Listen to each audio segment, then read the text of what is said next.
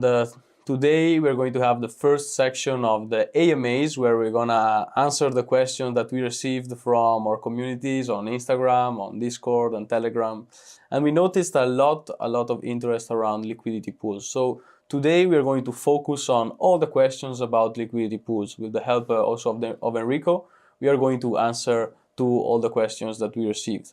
So the first question we received is, what exactly is a liquidity pool and how does it work? Enrico, if you want to answer to this one. Well, a liquidity pool is basically a way to exchange one token to another token. And let's use money as an example. Okay, you have two ways to exchange money. The simple way, you just like get out of your airport, you go to a booth and you give them the passport, the money, and they give you the other thing. And this is one very simple thing. The second one is to go, for example, to an exchange and start looking at the charts and doing FX, foreign exchange, and then you have to look at the charts and do the actually trade. Same way, you end up with different money that you started, but very different level of difficulty. The one is the simple one, is the airport one, and the difficult one is basically the trade and the exchange. And a liquidity pool is the airport one. Yeah, I mean, this also helps us on the second question that I see, which is, how do liquidity pools differ from traditional order books in centralized exchanges? And the main difference is that with a liquidity pool, you don't need to wait for an offer for your demand or a demand for your offer. Basically, the liquidity pools allows in any time to buy or to sell your tokens without waiting for someone that wants to buy them. Obviously, you will see in centralized exchange the order books on the section where you trade, and there are thousands of transactions every minute. So you will always find a buyer for your offer. But if you start to work with DeFi tokens, which are less capitalized and there is a less market on it, the liquidity pool is the only solution to always have the chance to swap. The third question is, what are the main benefits of participating in a liquidity pool as a provider? I mean, Enrico is one of the biggest experts in providing liquidity, so please. Yeah, I mean, if we go back again with your like example and my original example of the airport booth. Okay, in the airport booth, you might find like a lot of euro dollars because a lot of people exchange, for example, euro dollar. What you maybe not gonna find is I don't know, like some Egyptian pounds or whatever if you are like in Norway. Exactly. Because there's not many people that maybe trades Egyptian pound in Norway. And the other way, and vice versa. If you go to Egypt, you might not get the Norwegian kronas, okay? The idea is basically that the liquidity pool provider is the person that actually keeps the money and provides you enough money. So the liquidity pool provider is the people inside of that booth that gives you the money. And if the person basically are there and needs to provide one a little bit of Egyptian liras and the other one the Norwegian one, or dollars and euros. Yeah, and obviously, as you can imagine, on a exchange, where there is a machine that you can exchange two different currencies. There is at the back of the machine a door where there are the two different currencies. There's a pool. So the liquidity provider is the person, the man that puts the money inside. And obviously, because he's providing this liquidity, because he's making the swap possible, he will get a fee of all the swaps. Exactly. It's not a high percentage fee. It's always lower than centralized exchanges or bigger corporates. But that's how liquidity providers can earn. And answering the next question that I see, which is, can anyone provide liquidity or is it limited to advanced users? This is, anyone can provide liquidity. You don't have a special requirement from the law to do it. But it's a bit of a tricky world. You need to know the fundamentals of blockchain. You need to really understand what a liquidity pool is, how tokens work, how a decentralized exchange works. You need also to be prepared on how to manage your wallet. So how you connect your wallet, what kind of exchanges, what kind of platforms use or not use. You need to be familiar with the concept of slippage. You need to understand a lot of technical aspects that, by the way, you can find for free in all of our courses. And yeah, once you have the foundation, it's going to be really, really smooth to start to be a liquidity provider. Then next question, what kind of returns can I expect from providing liquidity? This is the answer to this is very, very wide. I don't know what your ideas, Enrico, about I think that, first of all, just to pick up what you said, and I 100% agree that from the technical point of view, it's pretty easy. Okay, so you can just add, and as you explain, just like need the 2 tokens, and you can become a basic liquidity provider. But the answer to the question, what kind of returns you can expect from providing liquidity, this is really difficult to answer, because then you need to understand that you not only can make money, but you can actually lose money. So only before you do this thing, you really need to understand everything, because you cannot just like jump into and start doing a liquidity provider. You need to study a little bit. So there is a great possibility to make a lot of money, but there is also, in the same way, a great possibility of losing a lot of money. So you can easier to lose money than make money. Like 99% of the people lose money, do not make money. Why? Because they have not understood the basic principle. Absolutely. And that's what we are trying to basically help you not to lose money. And that's what is we see in the next 2 questions actually, which are always about the risk. So what is impermanent loss, and how does it affect liquidity providers? And are there any risks of rug pools, scams, or illiquidity pools? How can I avoid them? So impermanent loss is the biggest problem that liquidity providers face. And sad enough, it's not very easy to explain it to someone that never got hit by it. It's sad to say, but the only way to learn what impermanent loss is that it affects your assets, it affects your investments. There is the only moment that you really understand what the impermanent loss is. But I'll try to explain it in an easy way. So as we said, the liquidity pool is built with 2 tokens. And these tokens are added to the liquidity with a certain percentage. So, for example, 50% of one token and 50% of the other token. 50% in value of the token. So you can have, 1,000 of these tokens and 500 of these tokens, but their value on the market has to be the same, 50-50. The impermanent loss happens when one of the 2 tokens value goes down, goes towards 0. So if one of the 2 tokens goes to 0, also the other token will, in order to keep the balance 50-50, will decrease. So you will discover that while you are invested in these 2 assets, even if only one of them goes down, also the other one will be affected and slowly will decrease in value. The real problem that you can see with the impermanent loss is in pools where you have a bonding period.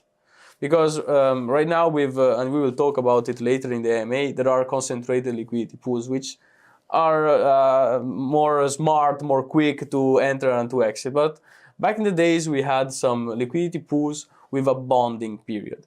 Bonding period would mean that you had, for example, 14 days unbonding.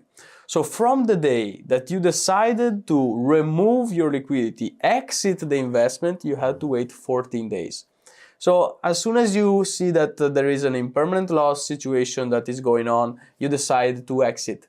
But your hands are tied and your assets are blocked for 14 days. And there is nothing you can do about it. Just wait and pray that it stops. With concentrated liquidity, it's different. So again, it depends in what kind of exchanges you work, what kind of pools you work. But answering the other question about rug pools and scams, guys, it's full of scams everywhere. Right now, with meme coins and all of this wave that has been happening in the last months, scams are everywhere. The only way you can avoid scams is to study the projects. I know it takes time. I know it's not as fun as dreaming to make $1 million in one night, but that's how it works. Don't think that people will give you money for free. Nobody gives you money for free. So you have to take your time, you have to study and apply what you learn as a technical side, also in a liquidity pool investment, everywhere. Sure. Let's go on. How does the size of a liquidity pool affect the trading experience and rewards? For Enrico. Yeah, basically, let's say that the smaller the pool, the higher is basically the risk to get wrecked. Because of course, if the liquidity is very small, then whenever you're gonna like try to redeem and get back your tokens, there's not gonna be enough liquidity to basically cash out, and this is very important. So whenever you choose a liquidity provider strategy, you need to think about at least a couple of things. One is the trading volume for each day, and the other one is the liquidity pool size. If the liquidity pool size is big, okay, and it's not just big today, has been big for like, and it's grown over time, okay, then it's fine. If you see like even like a big liquidity pool, but just like from today, zero, like day zero was nothing, and then it's big, and then probably the next day is going to be zero. So you need to really study and check out and start to put in your money where you see like a trend and a stable trend, and the more real the product and the project, the more possibility you have not to lose your money. Yeah, what you're saying is that there is not a number that you have to look. It's not that you open liquidity pools, you see a number, oh, this is good for us. There are various numbers, but there is also other kind of evaluations that you need to make technically. So what does the project do? What is their goal? But also community-wise. How is the community behind the tokens? How are they planning to do? What is their roadmap? Is there an active community? Is there interest? Is there people that are willing to buy the coin and people that are willing to hold it? Or is everyone there just for easy money? That makes the difference. Then it's back to your approach. There are people that prefer an approach where the risk is lower, and so obviously the money you can make is lower, or a higher risk, but the chance of getting rugged, the chance of getting scammed, the chance of losing everything goes to the stars. It's much higher than the chance to make some money. So, this is a nice question, because we didn't talk about staking. And so what are the difference between single asset staking and two asset liquidity pools? Staking and liquidity pools are two completely different things. Completely like different. The two basically colors of the rainbow, Exactly. one and the other. So staking, when you're staking, and obviously Enrico, you can add to my answer, but staking is locking your tokens in the blockchain, in the nodes. And being part of the security model. Exactly. This increases the security of the chain, so more tokens are locked, more higher is the security, and more efficient also the chain becomes.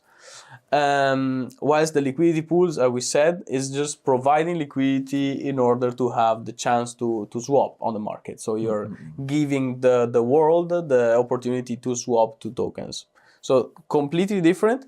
Security-wise, what do you think? What is safer and what is riskier, obviously? Staking, of course, it takes more like less effort, because you just like press one and that's it. You press the button and you stake, and like you're there for like 7, 14, 21 days, depends on the chain, and you get like a single digit return over the year, and that's fine. And then there's the liquidity pool mining, liquidity providing, that is more, it has like higher, of course, a percentage, like 2 digits, even 3 digits, even 4, 5 digit, but that is very, very risky. There's also like something in between. You have like super fluid one that basically you can also have like a staking, and then do liquidity, or vice versa. So there's like a very mix. I would say that the beginner staking is the best one. Then there's more that you study more, you become more sophisticated in terms of what you learn. And then you can little by little, and stress little by little, start experimenting and doing never like more than what you can afford to lose, because unfortunately you're probably going to lose it if you don't know how to do it. Exactly.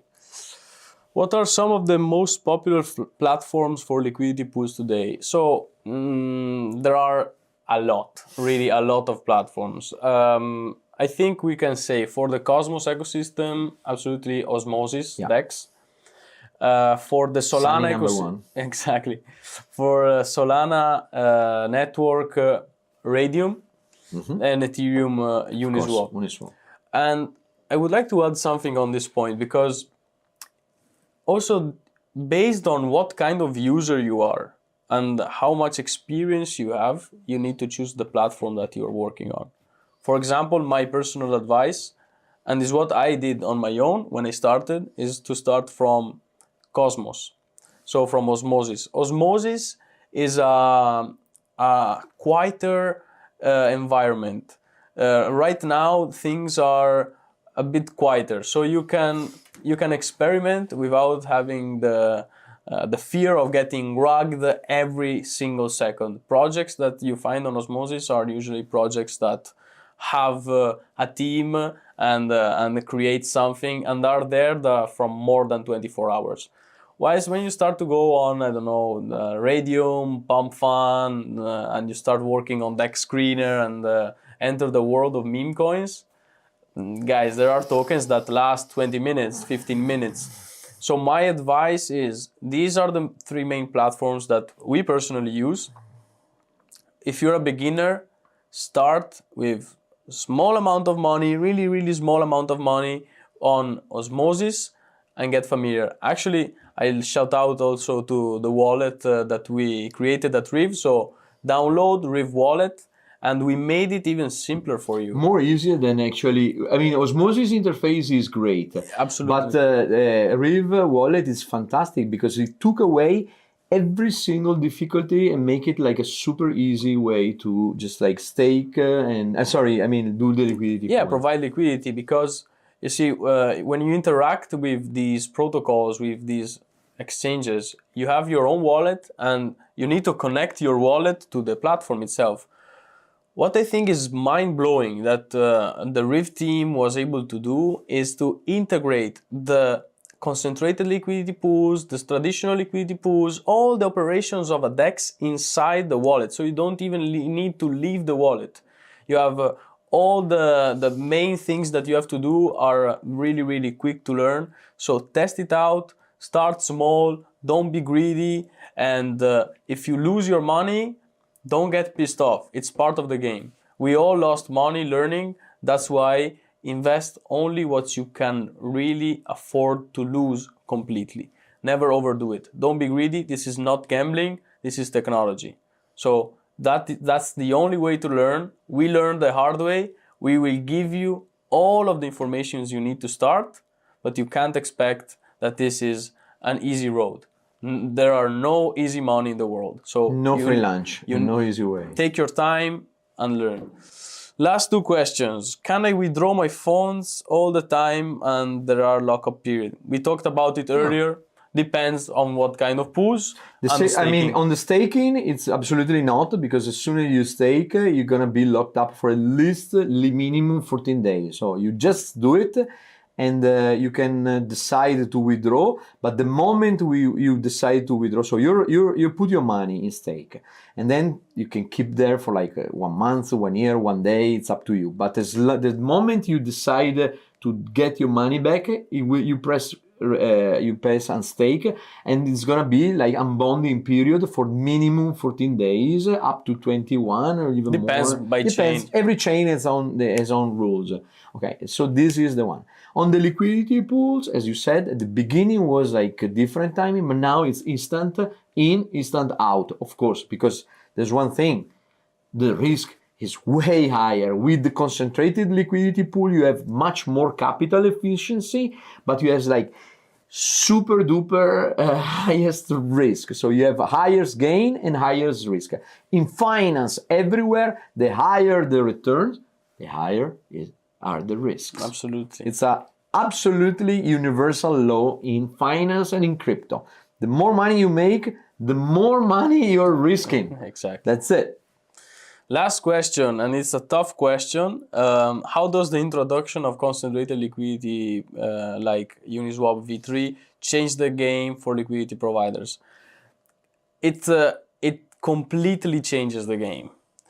So I'll make it simple. When you provided liquidity before concentrated liquidity, you were providing liquidity to the market. So as we said, a pool is built on two different tokens. So there is a price, which is one token priced the other token. So you have an exchange rate, a price between these two tokens.